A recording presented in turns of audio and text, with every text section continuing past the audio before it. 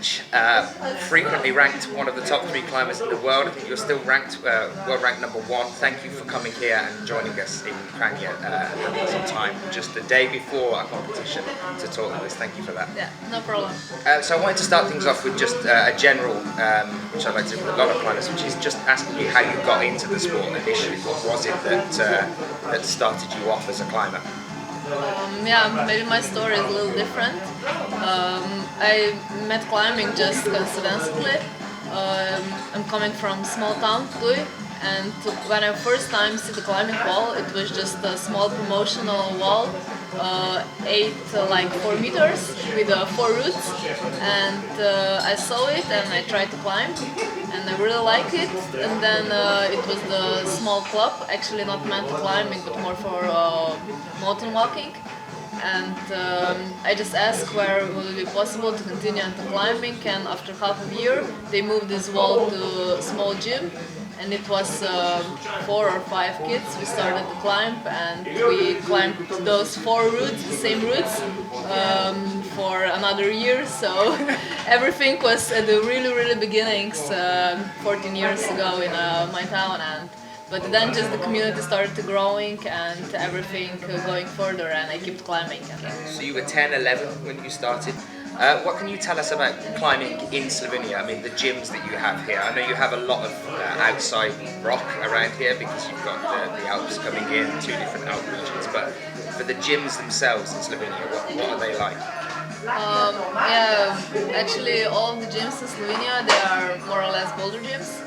I don't know, if you have luck, they are 4 or 5 meters high and quite overhanging.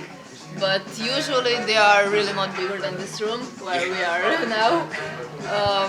But I think the most important is that you put in the small boulder gym a lot of different holds, a lot of bad holds, and then you can set up different routes and train well.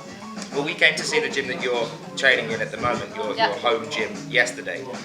And yeah, I think it was probably smaller than this room, but it's just plastered with different holes. I mean, it looks like the back of an armadillo. There's just like not even a single space in there. Yeah. So for you as a lead climber, training pretty much only on a bouldering wall, is that would you say that's an advantage or a disadvantage for you? Definitely an advantage of the climbing on a boulder gym is that you can every time set a different route and really doing on some hard moves or different moves, and that every time, every training when you come, the routes are different. But the bad thing is that maybe you don't have so much feeling for the big wall and the leading. But I think also with the team this year, or actually already previous year, we're doing good thing going to training on bigger walls abroad because they have them and we just don't have them. What can you tell us about how it works and how you would train in a room that is that small, that is just a bouldering? For something like lead, which is an endurance sport, I mean, how do you do it? Actually, the wall is like said that you can do circles, so you can go from one wall to another one, and like I said, doing circles. So coach usually set up the route, I don't know, 30, 40, 50, 60 or even more moves, and he told us the route, we show it with a stick. So you could see yesterday, and then we just remember the route and go to climb it, and we try to finish it. When you fall, you try to do the move, or actually when you do this move, when you fall, you continue and go till over. So yeah, usually you're not finished the route because it's set like this that even if you try really hard, you will fall a few times. But I think it's good for training and learning all the time.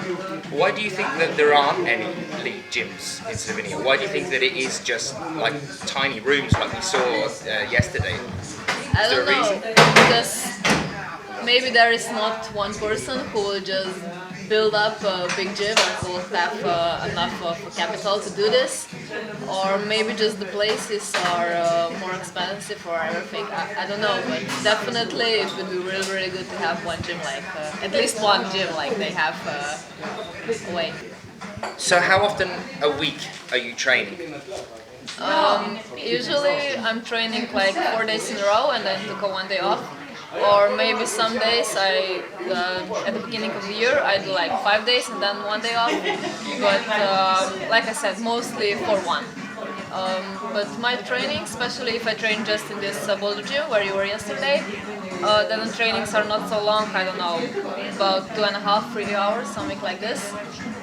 But it's quite really intensive. Like I came and warm up, then I go one route. When I finish, I look another one. I go another route. So it's not like sitting down and hanging around. Like I come, it's almost constantly on the wall. So maybe 2 or 3 hours for someone who's also climbing don't hurt so much, but it's all the time quite intensive work. So I think it's no need to be longer. But if we're going somewhere out, or I don't know, we have national trainings on different wall, there's also more people, then everything took more time and you can also do other things. So talking about national training and having more people around and how that affects you as a sports climber, what about Olympics in 2020? Do you think it's going to change the way that you as a sports climber train, or do you think it change anything about your attitude towards it?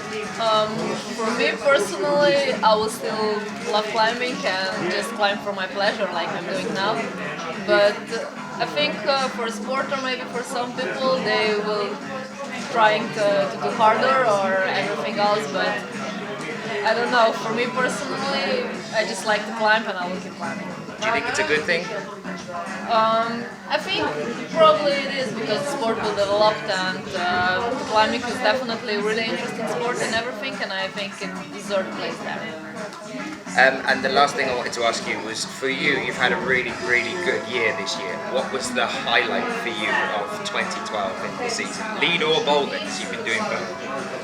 I think definitely the first half of the year I was in a really, really good shape. The same, also bouldering and also the lead, but you could see, I don't know, even winning in a lock and then winning a lead in Chamonix. But then, as you know, I had a little bad luck in Munich with a broken finger, and since there, I just trying to climb as good as I can. But excited about Kranj? Yeah, sure. Mina, thank you very much for joining us. Yeah, thank you Cheers. for the interview. Cheers.